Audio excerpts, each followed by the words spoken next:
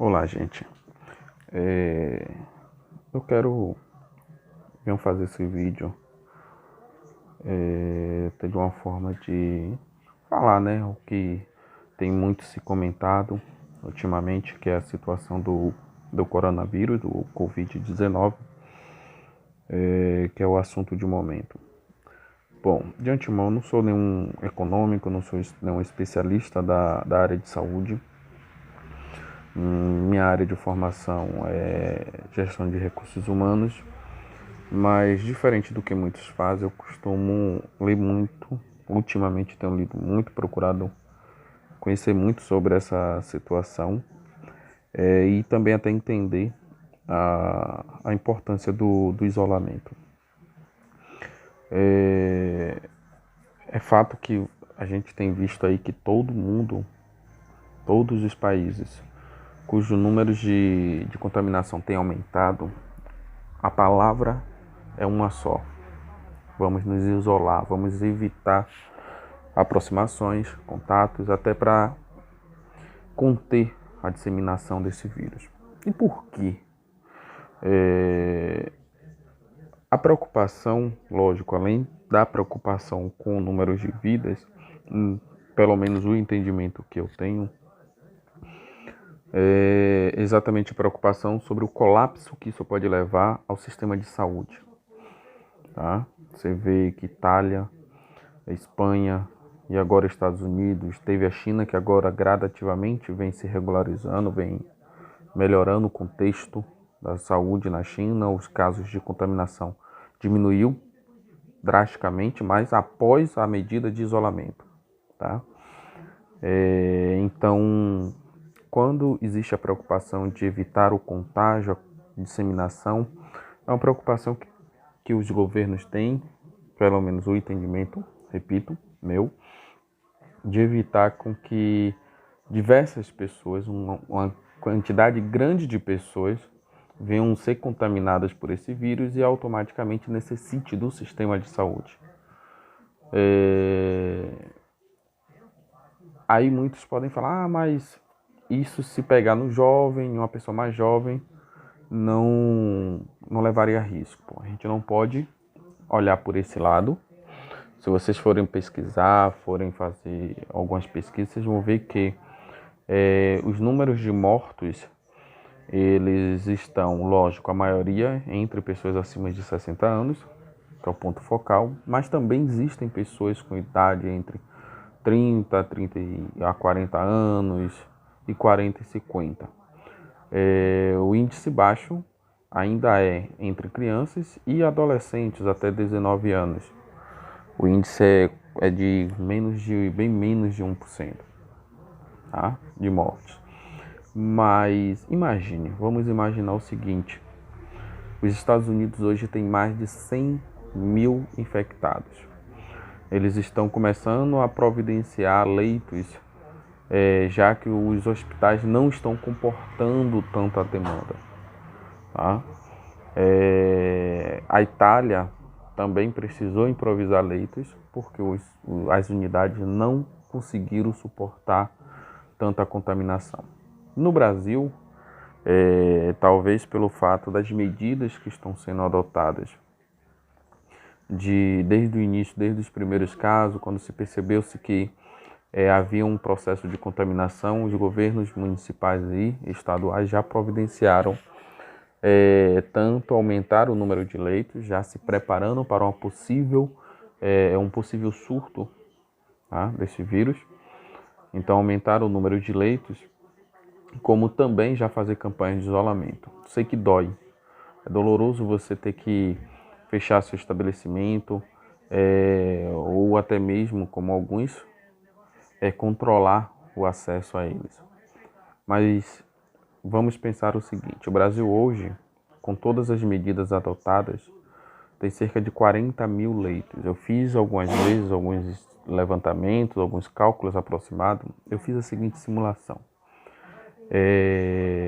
os Estados Unidos, a Itália, com o número de mortos, tá? Eu fiz a seguinte simulação: a Itália com 60 milhões, cerca de 60,9 milhões de número de população, a sua população, pelo menos no último levantamento, cerca de 60,9 milhões de pessoas,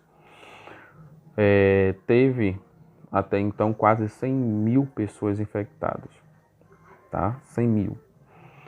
Dessas, mais de 10 mil, quase 11 mil, morreram. Aí eu fiz uma simulação, um cálculo simples, e eu obtive o seguinte número: 0,16% de infectados, tá? Ó, 0,16, menos de 1%, tá bom? De infectados e cerca de 0,016 de pessoas que morreram. Esse percentual eu tirei com base na população. Ou seja, eu estou dizendo que dos 60,9 milhões de pessoas que a Itália tinha, 0,16 morreram, menos de 0,5%, ou perdão, corrigindo, menos de 0,5% foram infectados e menos ainda 0,016% morreram. E eu transformei isso no cenário brasileiro. O Brasil, segundo o último censo, 2017, tem cerca de 209 milhões de pessoas, tá? Então, quando eu fiz o levantamento, tirei 0,016%, eu tirei e obtive o seguinte número: 400 mil pessoas infectadas. E 0,016 do total da população é como se a gente tivesse 40 mil mortos. E o Brasil tem pouco mais de 40 mil UTIs para comportar um caso de surto. Lógico que a gente ainda tem que analisar que cada região a situação se agrava muito mais. Se a gente observar, Rio e São Paulo são os estados que têm o maior número de infectados e automaticamente o maior número de mortos. Então entende-se que essas regiões precisariam ter um número muito maior de leitos, tá? Então vamos imaginar que no Brasil, não vou chegar a 400, mas que 200 mil pessoas infectadas, entre jovens, adolescentes, adultos, idosos, 200 mil. No Brasil não teria unidades para atender tanta gente de uma única vez, tá? Isso geraria o que os economistas, que o ministro da Saúde chama de colapso na saúde. Porque eles estão dizendo, olha, a gente não tem condições de prestar assistência para tanta gente em tão pouco tempo. E aí aquelas pessoas que não conseguem o atendimento necessário para receber o tratamento necessário iriam morrer. Então a chance do número de 40 mil pessoas aumentar é muito maior, tá? São pontos de vista, perspectivas, é o meu ponto de vista. Então, quando a gente fala de isolamento, é exatamente por conta disso.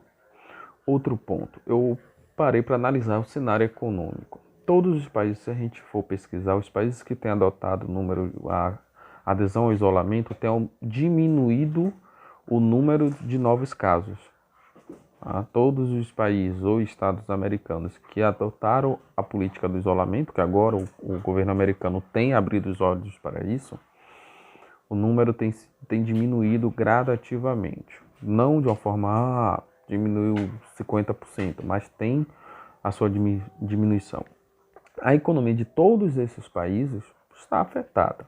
Lógico que a gente entende que um país tem muito mais condições de se manter ou até mesmo de se reerguer após todo esse surto passar. Mas aí vamos analisar o seguinte: o Brasil hoje, como está na lista entre as maiores populações do mundo, é também um dos países que mais exportam seu produto alimentar, seja alimentício, de alimento de uma forma geral, arroz, soja, milho, feijão, entre outros, além de carnes, frutos do mar que nem tanto. Mas dentro dos produtos agropecuários e também a parte de carnes, é um dos países que mais exportam. E todos os outros países estão diminuindo ou estão buscando meios de controlar. vamos imaginar que não adotamos a medida de isolamento. Vamos para as ruas trabalhar, serem contaminados. Quem tem condições, dinheiro para se manter, ter uma boa assistência médica, um bom atendimento, vai ser um dos primeiros a se curarem. E quem não tem? Vai depender do sistema de saúde, onde o número de leitos não comporta. E vai ser complicado. Pior ainda é pensar que, digamos que na hipótese de que daqui a um mês as situações estejam normalizadas, obviamente a população, os outros países vão precisar comprar mais produtos brasileiros, até para reabastecer suas unidades. Agora imagine que visão esses países terão se ao olhar para o Brasil ver que o Brasil ainda está com um índice altíssimo de pessoas contaminadas. Eu pergunto para você, você vai entrar no mercado e comprar um produto sabendo que aquele produto passou por alguém que possa estar contaminado? Porque eu, sendo um governante, um ministro de ações de responsável, algum membro de um país responsável pela compra de produtos de outro, pensaria duas vezes. Quem lembra aí quando teve a doença que está afetando os animais, os porcos, o frango, sempre que afeta o gado brasileiro, a exportação dos produtos termina tendo uma queda, isso prejudica e muito a economia. A mesma coisa é nesse cenário do coronavírus. Mas segundo o levantamento, o transporte de mercadoria, o vírus não iria sobreviver. São hipóteses, são possibilidades, não devidamente comprovado, porque se fosse assim a gente não teria, eu não vou dizer devidamente comprovada, mas eu não consigo acreditar, porque se fosse assim, os cruzeiros, as pessoas não estariam contaminadas no cruzeiro porque está atravessando o mar, tá? Então existem vários pontos de vista nesse sentido. Então eu acredito sim que o vírus pode ser transportado em meio à mercadoria, se essa mercadoria estiver contaminada. Lógico, não existe um estudo que comprove a durabilidade, a sobrevivência do vírus sem estar no corpo humano.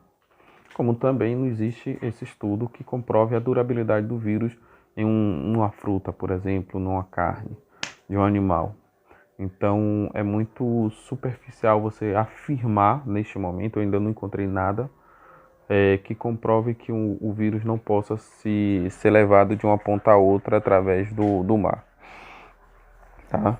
Então é muito complexo você dizer que o Brasil poderá se recuperar se ele não adotar medidas neste momento. Acredito sim que adotando as medidas que estão sendo feitas pelos governadores, pelos prefeitos, o Brasil tem grandes chances de se recuperar, porque o Brasil ele é autodependente. Ele produz seu próprio alimento.